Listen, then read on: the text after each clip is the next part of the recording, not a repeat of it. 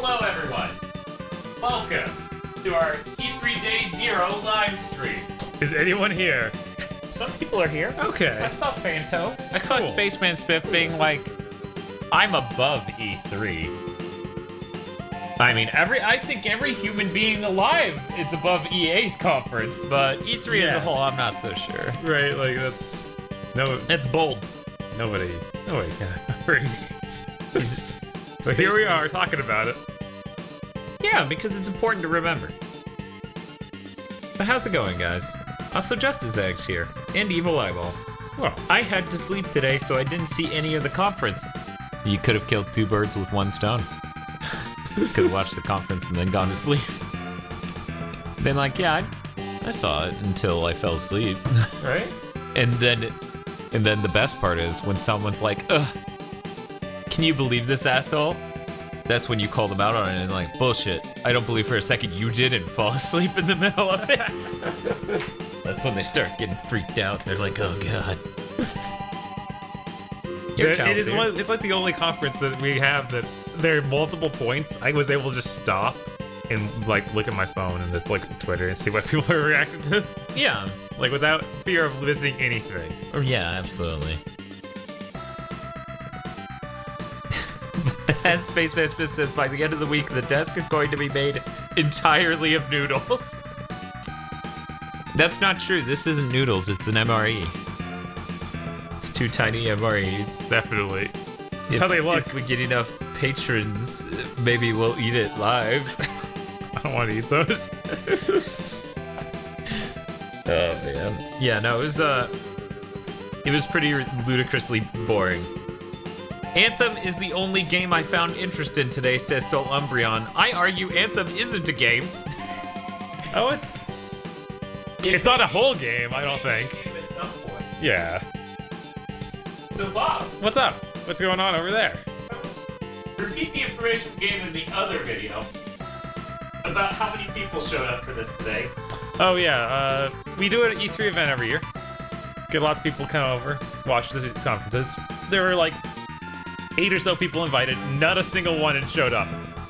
Everyone and their mom found better shit to do than watch the EA conference. No, Dr. Edgar would have, but he had to work today. Which is my situation too. Yes, so the funny thing it would have been us too. Eric said he worked, but then he said he wouldn't show up either way. Jim Raker actually would have shown if I was here. Right. So it's just this amazing cascade effect of like, literally only Bob was here watching it because everyone else had life going on. And Bob's just thrilled to not be working, but also watch a shitty conference because, you know, that's what you do. It's the reason for the season. Right, this is my first Saturday off in like, I don't know, 6 months or something, so that's nice. So we just get right into it? Let's see, you would have more people show up if you invited people from the Discord. There is an @streams video feed. You go into the video feed on our Discord and I notify @streams. I think that he means to hear for watching the conference. Oh, okay. Yeah, no, we're not gonna do that. You people are from the internet, which terrifies me. Right? I read Matthew Overcash as Matthew Overwatch. Jesus. Even your name, Matt. Even your name. No name is safe for Bob. No. He actually is in the Discord. Okay. And he was like, yeah, it's really weird having people read my real name on their live stream. And then everyone was like, wait, you're Overcash? And he's like, oh god. Speaking of working, my wife worked 8 hours the other day. She said it was the first time in forever she worked 8 hours. Here.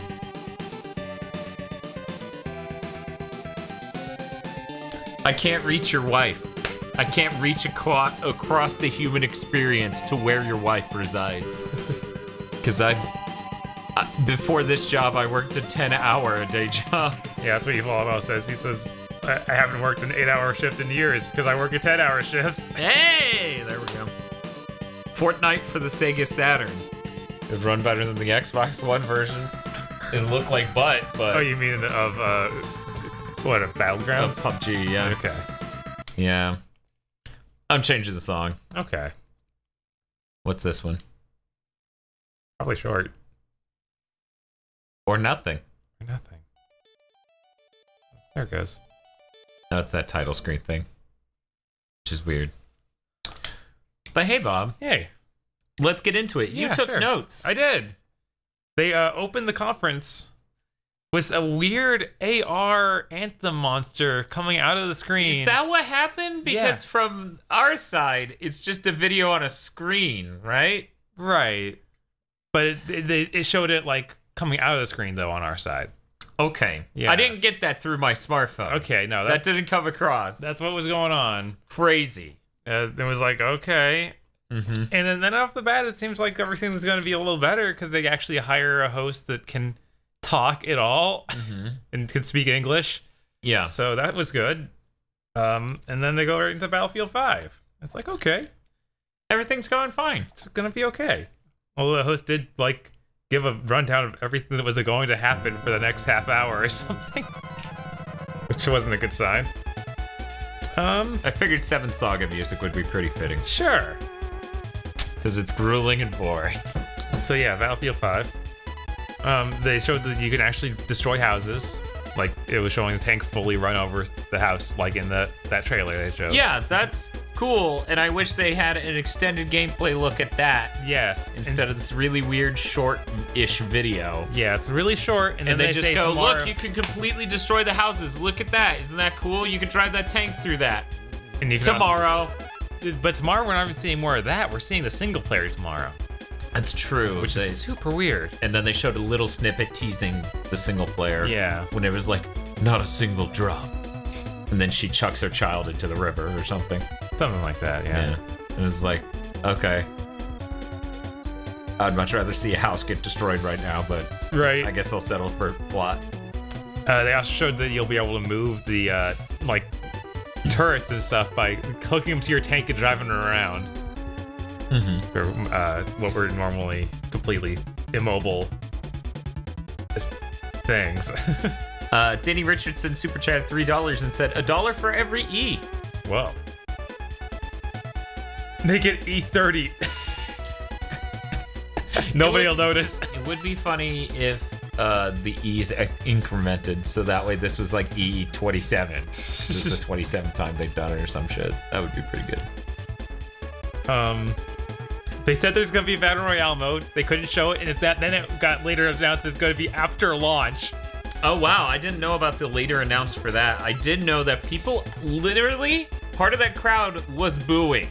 Wow. When they announced that. Other parts were trying to cheer to drown it out. Part of the crowd booed when they announced the Battle Royale mode. Yeah, that's hilarious. Which makes sense. There's a certain level of creative bankruptness that goes into making that mode. They also announced no loot boxes, no premium pass, which actually got some mild applause. Yeah, I'm glad that there's no premium pass. I mean, I am too, but I'm not about to applaud them. No, I mean that's like them being like, this year no rape. We're not gonna rape you this year, and you being like, what a nice guy. Right? Yeah, I mean, like, it's good to let them know you care, but it's bad to be like, you're fucking champions and deserve applause. I mean, where freaking their competitor is still running that model of having the season pass you buy every year. It's nice to see them not do that. I think the important part of this is more the loot box than the season pass. It is, but because they're the people who made Battlefront. Right. Yeah. COD isn't Battlefront. No. It may be shitty. Right. But I'm saying it's nice that they're getting rid of both. Yes. Yeah. And that's why I'm like, it's good that they know we are glad they're not fucking us. If I was in that audience, I would be disgusted literally by the people applauding it, because it's like, no, he literally just said he's not gonna rape you this year, and you're like, thank you. Oh, great.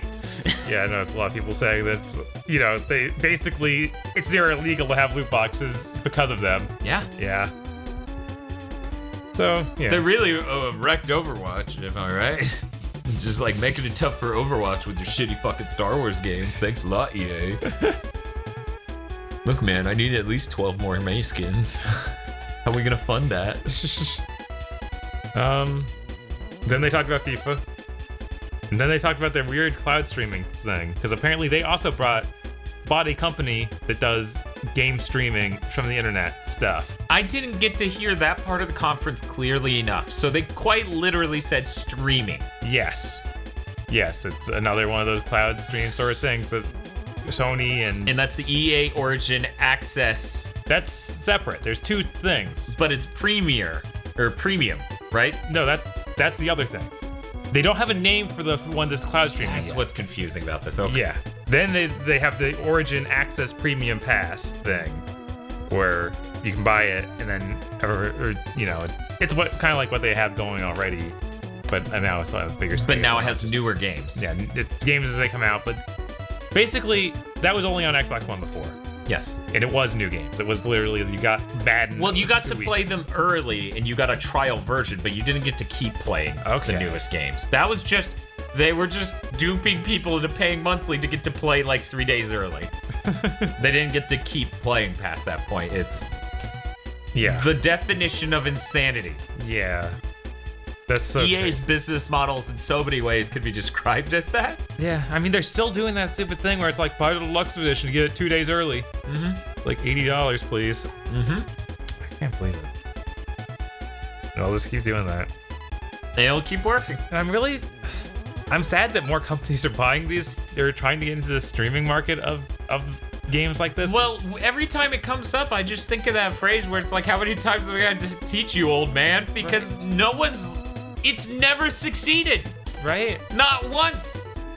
Yeah, I don't know why. There's not a single use case we can point at and be like, see, that did well. This makes sense. I mean, it makes sense if you don't understand any of the technical logistics. Right.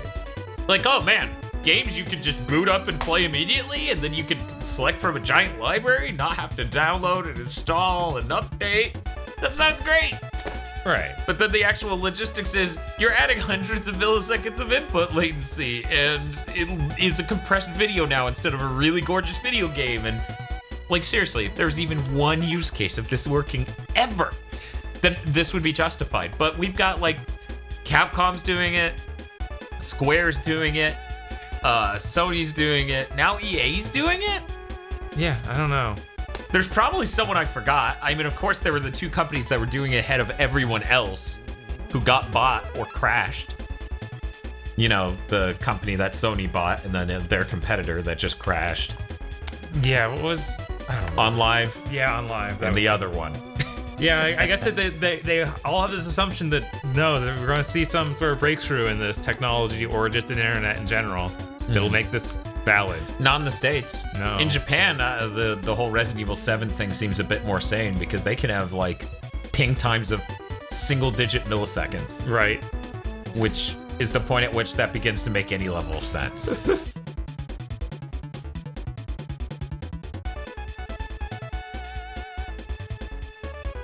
Hey, Bob. Dumb jokes. Yep. All right. Then they did the Vince Zampella thing, where he what? Oh, Vince Zampella? Yeah. From Respawn Entertainment? Yeah, because after the little weird video they did for Origin Access, it cuts back to the host in the crowd, just sitting next to him, and he gives you a few random details about the new Star Wars game, which is called Star Wars Jedi Fallen Order. Okay, these aren't random details. This is a very, very carefully picked list of details that are almost meaningless. Yes, it's set between 3 and 4. He's like, it's got a dark that tone. was the last reveal. That was the biggest. And it was a dark period. He didn't say it had a dark tone. He said it was a dark period. Yes. It was great because she's like, so you're making a Star Wars game? And he's like, yep, it's really early. I can't really talk about it. And she's like, well, hopefully you can tell them something. And he's like, it's called, what was it? Jedi Fallen Order. Fallen Order. Okay. Yeah. He's called Jedi Fallen Order. And then the crowd's like, ooh. And he's like, it's set during a dark period. She's like, yeah? And he's like, yeah. If we put this in a timeline, where would it be? Between 3 and 4 when the Jedi were being hunted. Yeah. And then she's like, okay. And he's like, yeah. And then it just sort of ends. And then he says it's going to be out to holiday 2019. Yeah. She's like, when should we expect this? This holiday? And he's like, no, more like next holiday. Yeah, it's the weirdest thing. Like, they didn't even want to try and make a trailer or concept art or anything. They just because it's not coming out next holiday. Or actually, no. This is EA. It's coming out next holiday, and it really should. Right. so bad. Then that led right into Battlefront 2. What's Battlefront 2 getting, Bob, as I go to get my bottle of water? They're adding the stuff from the Han Solo movie. I think their bottle of water is over here, Dan. Yeah, I was like, it's not in the kitchen. I must have put it somewhere in there. What from the Solo movie? I mean, it's got all the heroes. You get Han Solo as he appears in that movie. Do you get Donald Glover? Yeah, you get Donald Glover too. Oh, that's awesome. Does he make faces like in This Is America? I don't know. He didn't really show that much of him. That's disappointing. It also had people cheering on stage for stuff from the Clone Wars. So they're adding Grievous and Obi-Wan from episode 2. I mean, yeah. Why not? Yeah. You made your dumb Battlefront Star Wars game. Why not have General Grievous? They were pretty upfront about how horrible the launch was. And they wanted to make it better. Yeah, I promise I won't rape you again. It was really bad. Okay. It was almost the Onion tier of it's not a real dog, like sitting on stage talking about how. But it wasn't illegal when we did it. Then it went into their indie games, which were the only things that were unknown announcements. Yeah, which makes sense. Yeah. Unravel 2. They're 2 Yarnies. Co-op all the way through it. You can co-op, but you could play a single player as well, as what they were saying. Right. It's kind of like, and I hate that Eric's accurate on this, but Knuckles Chaotix. But it's like well done and not a shitty vertically oriented, terrible fucking Sonic game. Honestly, it seemed a lot more. This gameplay segment may have just been a better gameplay segment for them to show than what they showed from Unravel 1. Yeah. But I think this actually looks more promising than the first game. Like, I might actually enjoy playing this one. The first one seemed really, really slow. Like, yeah, I'm not sure if that was, like, the beginning of the game. It did seem like they were even saying that they were speeding it up a decent bit, so that all checks out. Yeah. And it launched today. Yeah. Stealth drop. Stealth drop. So, I hear the people over at Easy Allies, what is it, Rainy Day Ian? Because they need incredibly fake names, isn't that right, Bob Video Games? Yes. He said his dream bet was that every conference would have a stealth drop.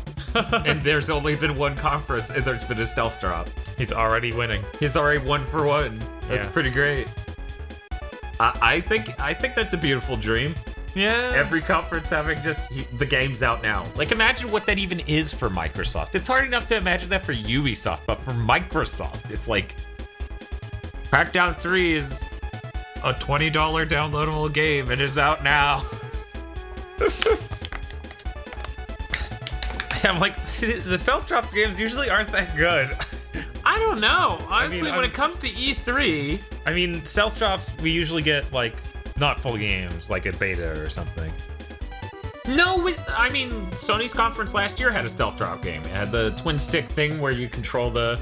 I forgot about that. Yeah, no, these games are usually just smaller games when they do stealth drops because, of course, like, you can't stealth drop a $60 game. No. That's impossible. But yeah, a lot of the time there are stealth drop demos, betas, etc. Right. I'm always for the stealth drop games. Like, I think it's a really cool thing to be like, remember Unravel 1? Well, we showed that off 2 years ago, 3 years ago, whatever. Unravel 2 is out now. Like, that's cool. Because the same audience that saw Unravel the first time that many E3s ago, who would know what it is, who might care. Right. They're seeing it now, and they're letting people know you can literally go and buy it now. Because if Unravel 2 just came out, I probably wouldn't have noticed. Yeah, that's fair. Kind of like, what was that Ubisoft game where you just climb stuff? You made your point. Yeah. Then they moved on to Sea of Solitude. Yes. Let's talk about Sea of Solitude while I change the song. Sure. Because people may not like the battle music for the rest of ever. I don't know why, but they might not. Yeah, they just had a lady come out on stage and talk about how it's about loneliness, and then they eventually After a while, did a gameplay trailer where he's playing some weird monster girl. Probably a furry. Bob's description of this game is fucking some next tier performance shit, let me tell you. A woman came out on stage and said she was lonely and wanted me to play her furry game. Wonder why she's lonely, fur fact. Bob throws an egg at her. I was wondering why there was egg on the TV, Bob. Have you been drinking? This conference is good. Bob's like alone, just miserable. We have a song request from Danny Richardson, and since he's super chatted, he's definitely getting that. Oh, okay. What do we got? Top Gear Track 1, and Top Gear does have really fucking great music. I do like playing this for the live streams. To be honest, that game, I'd play it. It seemed interesting, artistically. I mean, it had a neat look. I kind of wish we got to see more of it, like how it played.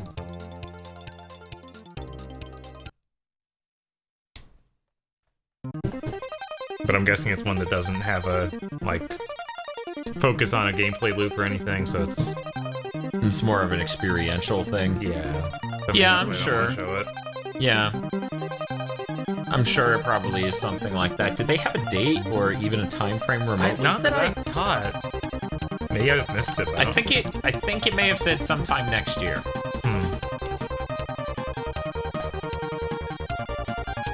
Oh yeah, it's something I right past. They in passing mentioned the guy who did what was it? That Haze Light. A Way Out, yeah. I wrote it. I forgot to read it. Is getting a new studio and working on something new. I'm sorry. The fact you started reading your own sentence and then stopped 2 words in to go, he made that thing. I'm just like, it's like a teacher with the teaching plan in front of them being like, I forgot what I was supposed to teach you today. Had to do with wind and shit. You're the worst science teacher ever, Mr. Schumann. Yes, I am. It seems like oddly specific. Then they did NBA Live. But yeah, well, real quick, getting back to the Way Out thing. Basically, they were like, hey, the team who did A Way Out, they got 2 million players in the first week. That game did really great. They're moving into a new studio, and they're working on something new. Like, they were really optimistic, really positive about it, and they're like, this is why we do this program. This is why we do the EA Originals program, because this sort of story is why people get into the game industry. And I'm like, I thought they got it because they had a completely fucked up sense of their involvement in a quadruple A game. I thought they wanted to make a Halo. No? Okay. Definitely, because they want to be the fucking weird guy who made A Way Out. They did reference his weird appearance at the Game Awards. Yes. That was pretty good. When they're like, I remember him here last year.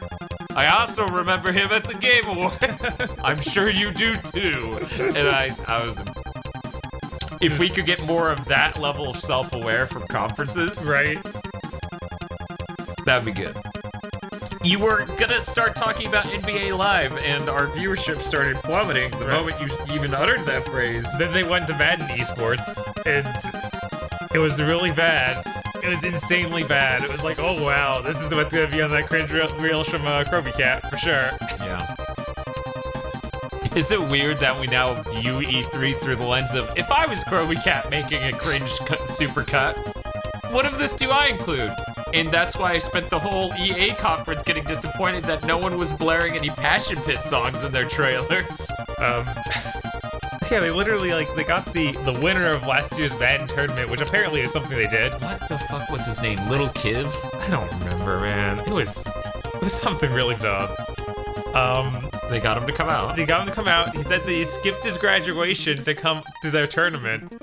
Yeah, he had the choice because he had to chase that money. Attending his own tournament, or attending his own graduation, or going to a tournament. He went to a tournament because he needs to chase that money. And the other guy on stage, who also technically doesn't work for EA, is also like, yeah, man, gotta chase that money. And it's like fucking weird for a moment because it's like 2 people who are shilling talking about, hey, man, you gotta shill. Yeah. In the middle of shilling. It's like, Okay. Yeah, This conference is boring as shit, but also weirdly meta. Like, it's almost like a sleepwalking version of the Devolver Digital Conference, because it is almost satire of itself, right? Right. It needs to be aware of how bad it is. That was very Kroby Cat. Like, yeah, I don't know. And then they brought out some shoutcasters to commentate this mobile game. They don't tell us what this mobile game is, but they got a pro RTS player and a pro... I can't believe I'm gonna say this. A pro mobile game player. Yes, that's a thing. That's a thing. It's real. And they competed on stage in this weird little RTS, or not RTS. Well, I guess yeah, it's an RTS. Yeah, it's like a weird, super powered down strategy game. Yeah, RTS. Yeah, and it looks kind of bad. It's super simplistic. And then at the end, they're like, "That was Command and Conquer." After like half an hour, it felt like. So okay, let me at least explain it mechanically. The entire map screen is on one screen, so it doesn't scroll or anything. You have one base on the left, one base on the right, and there's some sort of nuclear missile silo in the middle with 3 territories you fight to control and resources you need to mine to get that. So you're constantly sending troops to either take down their people who are harvesting, take down their territory, or take down different units on the way to your territory, you know? Right. So it's an interesting level of strategy game for a real-time one, and I think they made a lot of concessions that make sense for a mobile game. And honestly, as a game, looked fine. But it's a real gut punch to be like, this is Command & Conquer now. Yeah, and dedicating like that much time to do like an entire match. It felt like it was at least 10 minutes. And it was the longest thing in their conference. It may have been like 7, but it felt a little long, but honestly, it was probably one of the more interesting things in their conference, because Unravel 2 is just Unravel 1, but with better level design and faster. Right. And then C of Solitude is some lady on stage talking about how she's a lonely furry and you throwing an egg at our TV. At least that's my experience with that. I don't know what your experience watching the conference is. Feel free to say it in the chat, because I try to expand. Dude Gamer says, "Did you spot the elusive Tosh?" You already showed up in camera, apparently.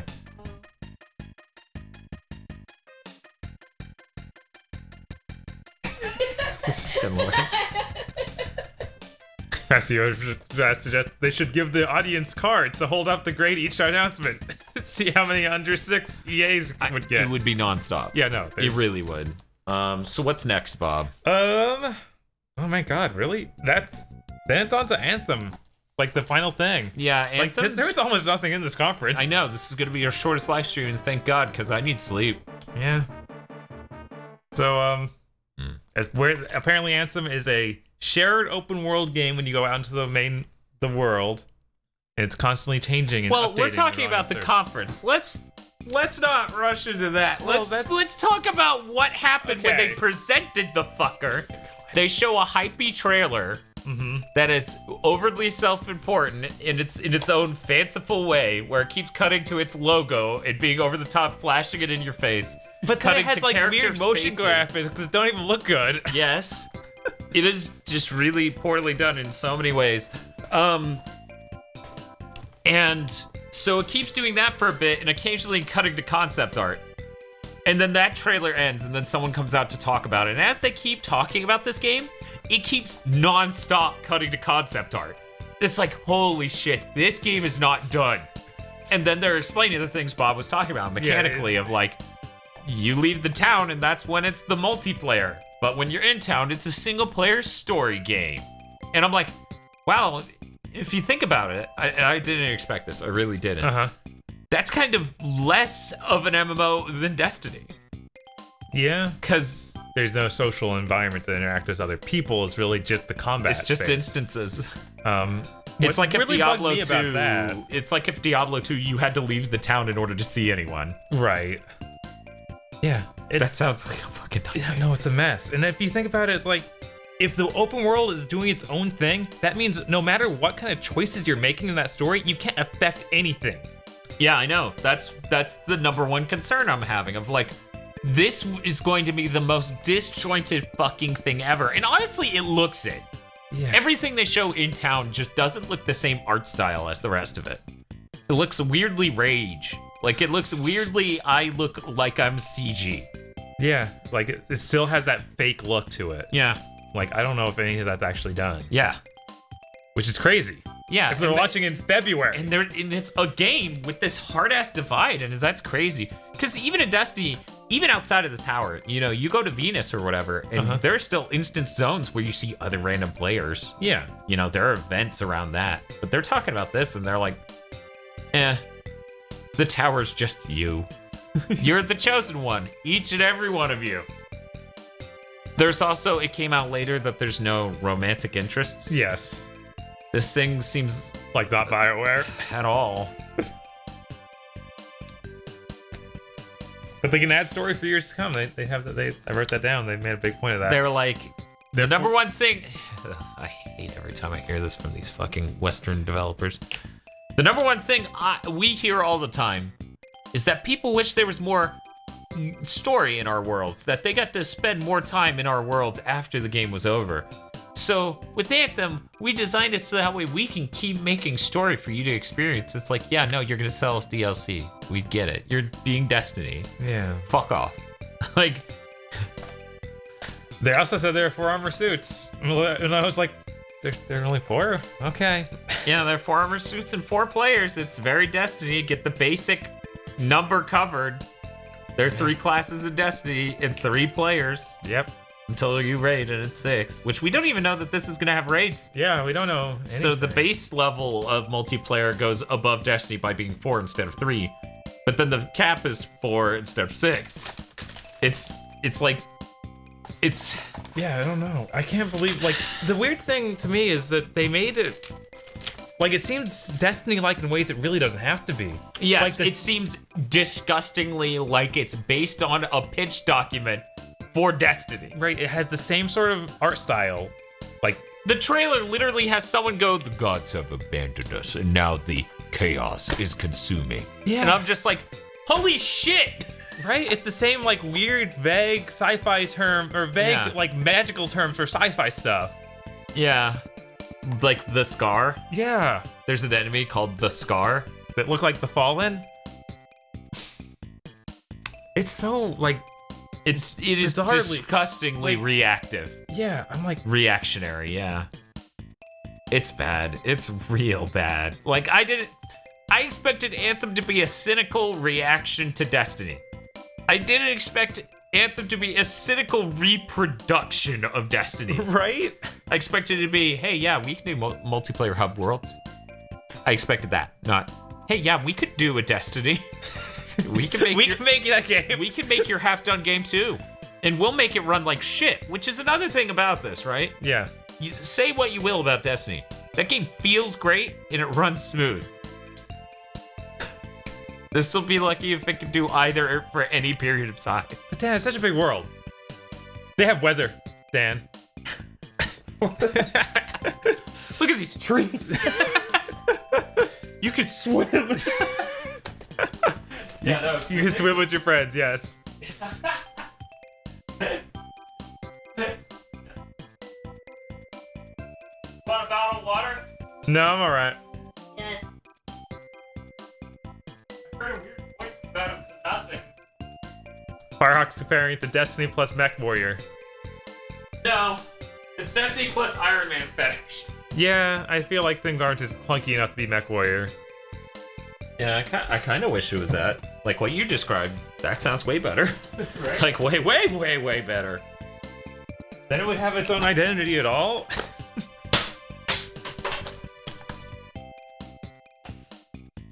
Tosh is just like...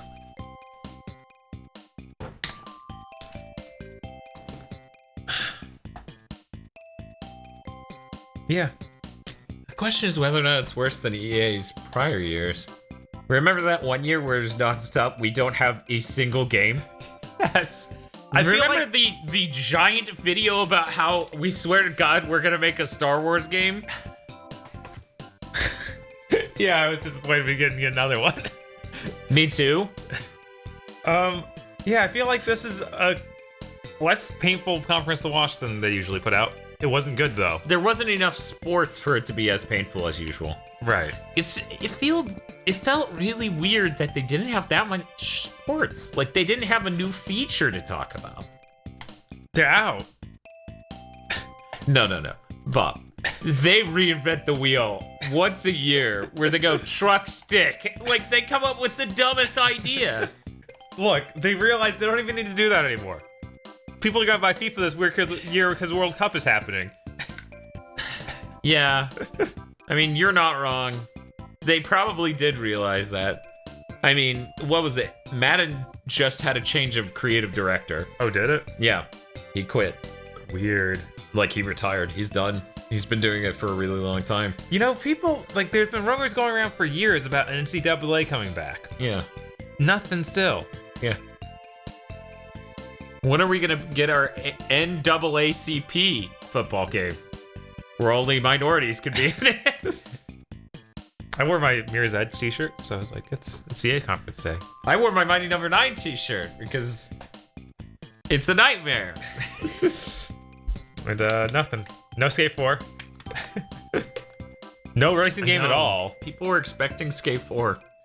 Right? Ridge Racer at Nintendo's conference is 1 billion times more likely than Skate 4. Yeah.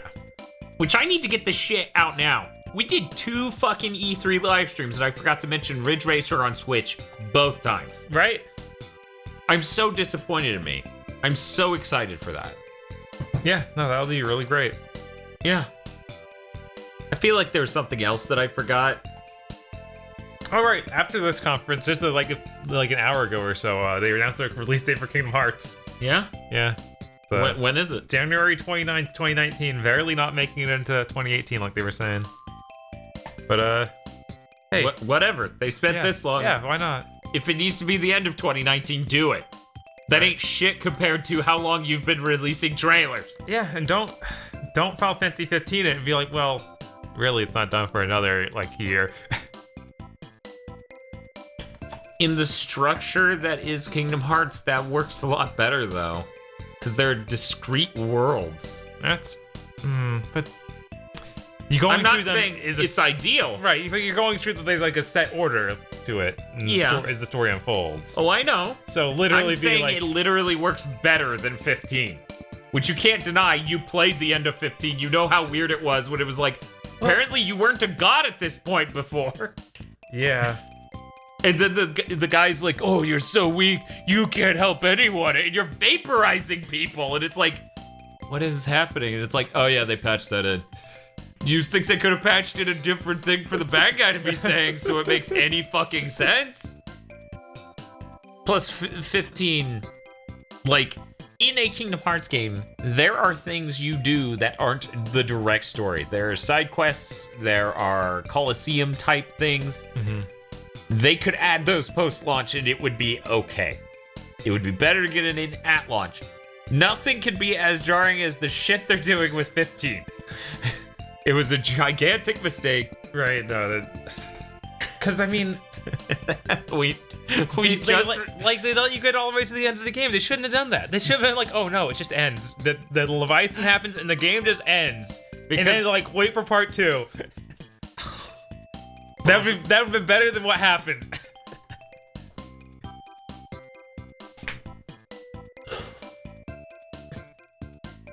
That's complicated. I would say that, whatever, they got it out, now they can make it on something else, but I don't even know. They're working on this one forever. It's like, just end it. Just let it be over. No, never. It will never end.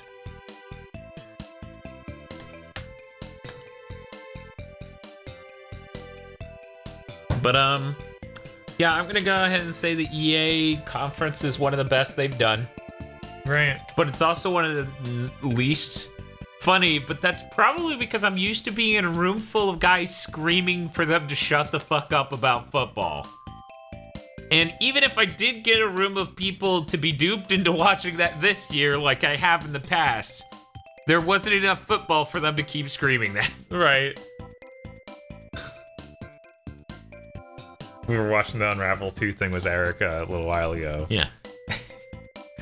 I feel like his tone was kind of screaming for us at the end, even though it wasn't bad. Eric came over a little sauced. Yes. Eric might chafe against me using the word drunk, which is understandable. He's been far drunker than that on Mega Maker live streams. Oh, yes. But yeah, he did seem to have an irrationally short patience for Unravel 2, even though that's literally what we were watching. Mm-hmm. I mean, he did want to play more Smash. Right. Is what I got out of that. I guess that was a real problem there. Yeah. Who knows? Could Mysteries. It could be anything. All right. So I guess. So day 0. How are you feeling? I feel like I expected from EA. Nothing. You feel nothing right now? I feel nothing. Let me tell you what I feel. What do you feel, Dan? This shitty conference ended, and it was like clicking over on midnight on Christmas Eve. So it now feels like it's actually Christmas Eve. Okay. I'm like, oh my god, Yeah. it's Christmas Eve. We got that out of the way. We get this almost a tenth as good as Christmas day ahead of us, which has Bethesda and who? Bethesda and Microsoft tomorrow. I mean, Microsoft. Devolver Digital late at night. Okay, so it's better than Christmas Eve. Yeah. Just because I get to solve the Microsoft mystery, we get to open the black box. We get to see if my wife's severed head is in it. Did you see the Devolver Digital tweet that was like, "It's important. You should probably rewatch RoboCop 1 before watching our conference this year." If they have right? your move creep joke. Yes. They are confirmed for listening on us. Turns out Mr. Field's just been working at Devolver Digital this whole time. That would be incredible. Bob, do you own RoboCop 1? I should. How did we watch it? Was it I Hale think copy? Hale Zion had it, yeah. Okay, we need to call him the moment this live stream ends. To tell him about that. And tell him to come over and watch RoboCop right now. Because he'll do it. He will, because who wouldn't? It's fucking RoboCop, motherfucker. That movie is actually genuinely really good. You know what I love about having a shitty childhood? That's like an aggro lead-in to a story. Right? Aggro has lead-ins like that, where it's like, I'm pretending to be optimistic, but here's this harrowing truth under it all. No, I'm getting to experience a lot of things like Rambo and Rocky and RoboCop as an adult for the first time. Like in my mid to late 20s. Right. And they're all really fucking good. You know, it's not just nostalgia. Because, you know, with some people you would never know. Right. You know, everything that's from my childhood is good. Is a couple people I know. Yeah, for sure. But yeah, no, RoboCop's great, and I take them 100% serious when they fucking say that. Dan, Christmas Eve is Christmas. No, that's Christmas Day. We have words for this for a reason. Christmas Eve isn't Christmas. That's like saying Christmas Steve is Christmas. Christmas And no, Steve delivered the gift. Come on, That's get Christmas it right. Steve.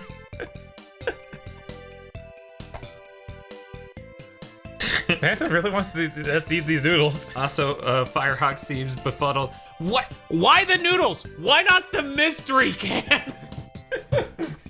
Firehawk says I missed out on so much. No, really, as a kid, my parents only wanted to watch fucking terrible movies. Like, ceaselessly. So yeah, I saw Jumanji. You know, that's probably actually pretty high among the things you saw as a kid. Just even told Absolutely. me. Malibu's Most Wanted ranks pretty low compared to Jumanji. But Jumanji is a very cynical 90s movie. You know, there are a lot of 90s movies that were super cynically written in a very save the dog fashion, you know? Yeah. Like 90s gets real bad about that. The 90s is really cool because you have two modes. One's the character study. You know, you're oh man, what's the name of the thing with Tom Cruise where it's like show me the money? Oh god. So that movie. Yeah. And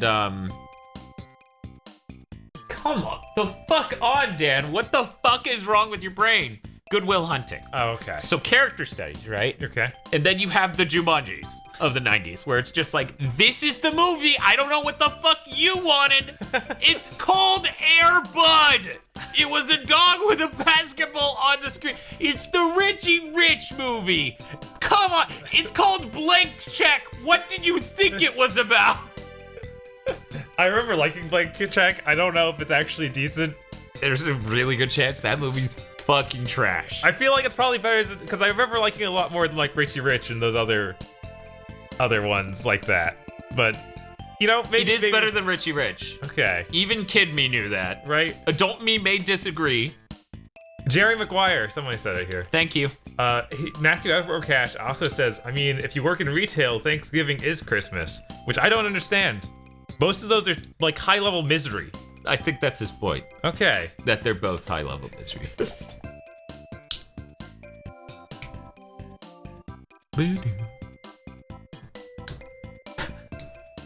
Yeah, my job before this one, before my other job, not Gigaboots,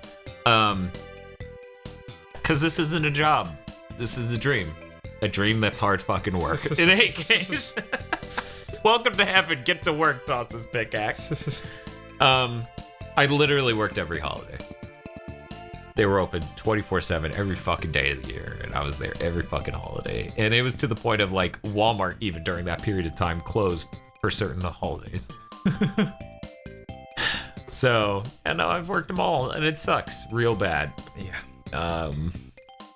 Which is why everyone who's like, why does everything need to be closed on Christmas? It's like, fuck off. Just give us one day. Yeah, no. You know? This isn't about religion. This isn't even about fucking Christmas. Shut the fuck up. That's how I like to spend my Christmas. How do you like to spend your Christmas? Driving by the Walmart parking lot, seeing everybody drive by, go, are they open? Oh, that's true. That does happen because Walmart actually does close on Christmas. Jesus. And they do that. They just have that look of like, they're like rubbernecking at the door. Like, do you think they're open? It's like, bitch, if they were open, it's a Walmart. They would have far more cars here for the employees. Like, you can't run a Walmart with 2 cars. No. Sylvester Stallone says, how long is the stream going? You're probably catching the end of it, to be honest. Right. We're now just talking about 80s movies, and Dan's reconsidering an old series idea of his called Your Childhood Sucked, where him and Bob and other people have to sit down and play some old games / watch some old movies, like Richie Rich and Jumanji. But then what if we find out it's good? It could be. Every those episodes end with me just going, I guess your childhood didn't suck. It blew. And we roll out the same joke every time. See, if I deliver it like that, though, and I look at the camera and it's that hammy, that makes it better than GameSack rolling out the same joke every time because, you know, it's shorter. Whereas a GameSack skit is like 30 seconds of the same joke from last time. They have gotten a lot better about that since they slowed down. That's good. Their pace of putting out videos. Imagine the chaos if every retail employee just decided to not show up across the country on Black Friday. Man, that would be fucking swell. Also, Bob, that's Sylvester Stallone. Oh, like baloney. I'm sorry.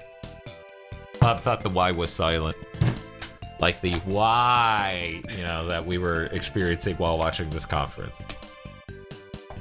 I do think one other conference this E3 is gonna be worse.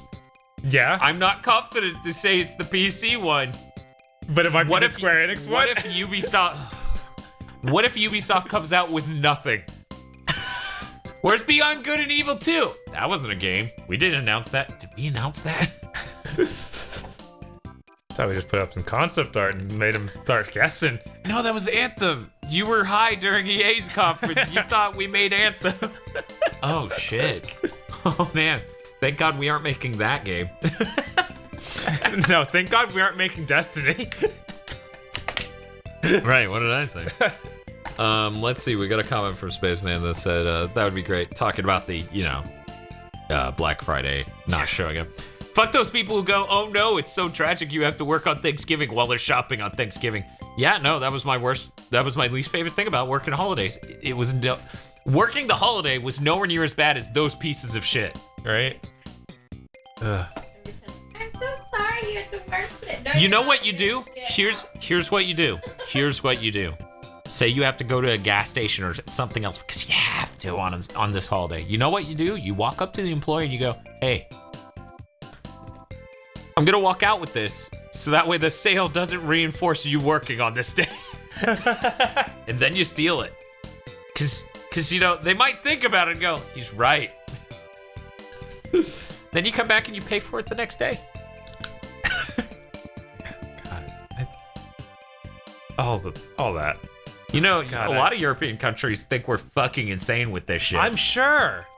Because they kind respect human life, I think. Yeah, it's kind of weird. It's kind of weird how we don't do that at all. Yeah. It's almost like at a big picture view, we look at America and we're like, look at all those humans we can exploit. Yeah, man, I don't. Like after Black Friday, opening on Thursday, on Thanksgiving Day went so well. You mean Gray Thursday? I thought it was just straight Black Thursday already. Are you arguing how Black Thursday is? No, I'm arguing how straight it is.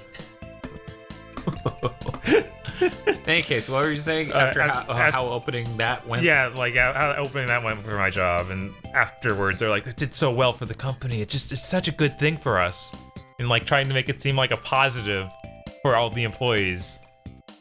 It's like, wow, this is gross. It's so great for the company that I totally own. Mm-hmm. Well, okay. We will see you guys tomorrow after all the conferences are done. We'll have way more to talk about because things will happen. Right, things will happen. Anything could happen. We might even just talk about RoboCop 1, which hopefully we're watching after we finish streaming here. No, Dan, we can't end the stream. I need to give my predictions for everything that's gonna happen in the story of Devil May Cry 5. Oh no, do I actually have to do that? Okay. Alright, so the bad guys that kidnap Nero to bring Virgil back to life. Yeah, that's how they're gonna do it. It's gonna be the plot twist. Who's gonna save Nero? Oh, it's gonna be Dante. Is he gonna successfully save him though? Or are they gonna actually finish the ritual and then Virgil's gonna come back? They're gonna bring Virgil back, and then Nero's gonna lose his powers. What if Nero just gets trapped in a big suit of armor and you can't understand what he's saying through it? And he's just like, and then he runs out a door. Then is it Goat? Yes. Then it's amazing. Okay, here's my predictions. Okay. Okay, firstly, if you haven't played Devil May Cry 4 to completion, skip the next 10 seconds. Bob, is Kyrie dead by the end of that game? I can't remember. No, she's fine. Okay. So, Kyrie and Lady team up with Trish to take down Dante, who's turned on the humans. Oh no. Right? And when they get there to do this, Nero and Virgil are there. Man, that video I retweeted of him being like, well, we're working together again already. I can say that, right? And the other two are like, no! And he's like, I mean, can I say we're thinking about? No? Oh. Someday soon. No, I just. Yeah, no, it's. That is an amazing video. If you haven't seen it, please just go to twitter.com/gigaboots. Scroll until you see something about Johnny Youngbot. I fucking love that. Yes. And yet you're still like, it may not happen this at E3. Just not sure. I am really excited. I am really excited for Devil May Cry 5. I'm really excited. I would like to believe when they get a 10-year break. Yes. They have brand new hardware. Mm-hmm. They have tools that are very mature to make games on that hardware. Yeah. And they have the Pro model that'll be able to hit 60 frames per second with really great graphics at a decent fidelity, right? At a decent resolution. Right. You know, like they could sit there and be like, well, the Devil May Cry 5 on the normal PS4 is 900p. The Pro gets 1080p 60, but lock 60 both ways, right? Right. Yeah, if they don't. I'm hopeful. If they don't hit very hopeful. Right. Like I feel like they have to have lock 60 as like a high priority. Right. That's what always. I'm saying though. But like they can accomplish some really stunning graphics, lock 60 and hit 1080p on the Pro. Right. And that'll allow them to go the distance on what they want to have visually and hit 60, which is important. Yeah. Because they're selling a game and they need pictures to stick on the box. Right. Whereas if we didn't have the Pro model, I do worry that they would be like, an unlocked frame rate's fine.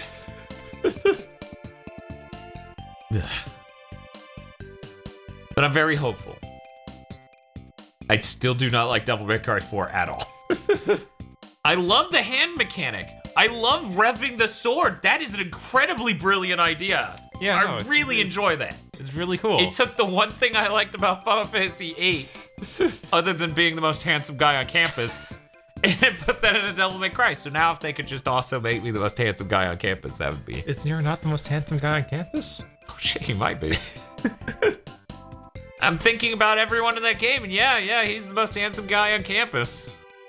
Wait, Dante's there. That's unfortunate. Look, Dan. Nero Dante was so graduated close like to- 10 years ago. Doesn't mean he's not on campus. Fine.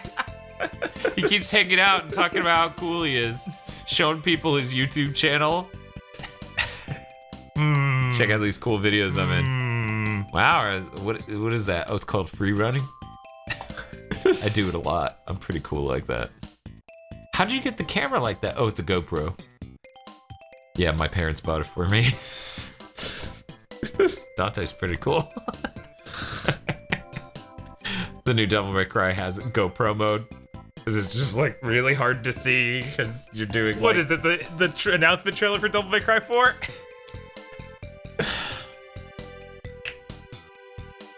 The announcement trailer just did a really long zoom through a winter forest to where Dante did like this and then that and then it ended. It wasn't first person. Okay, I guess it was the next trailer they did. Because there was one that was all first person. Yeah, I think that was definitely the next one because I remember that's one of those E3s that I have burned into my fucking brain. I remember most parts of E3 2005 and 2006 for Sony better than I remember details of really important people in my lives. Like, this year is the first year I've memorized Bob's birthday correctly. This is because he came up with a way for me to memorize it. Tosh's birthday was last year. This is an active struggle of mine. But let me tell you about the digital locker and how it's gonna upscale your movies so that way they look amazing, thanks to the power of the cell.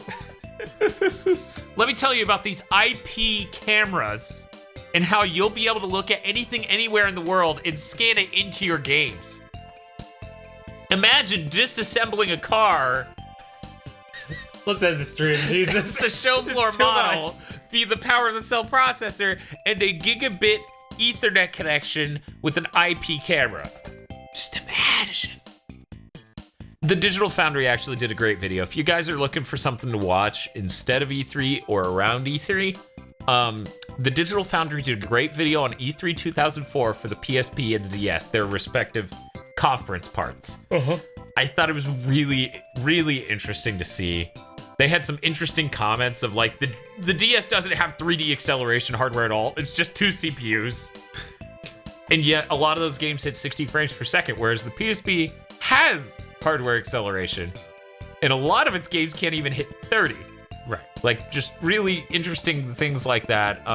And, you know, just how Sony carries themselves back then. Like, Kazurai literally takes the stage to be like, I'm here to tell you about the PSP. It has amazing features like a 16:9 screen and curved surfaces. No, he seriously lists it as a feature, which, thinking back, that was advanced. At the same time, hilarious. Yes. Game Boy Color had curved surfaces. No. He's not talking about like the back having a bevel. He's talking literally every side is curved in some way. including the front. The front has the bubble, like, lip at the bottom for the home row, like home, volume, start, select. The back has the 2 contours for the grip, and then the sides are, like, there's no right angles. This is some next level shit, you fucking cretin! Appreciate the PSP and how cutting edge it was! Especially compared to the DS, which looked like dog shit. Like the original model of the DS looks like shit. Yeah. The prototype they had at E3 looks like ultra dog shit.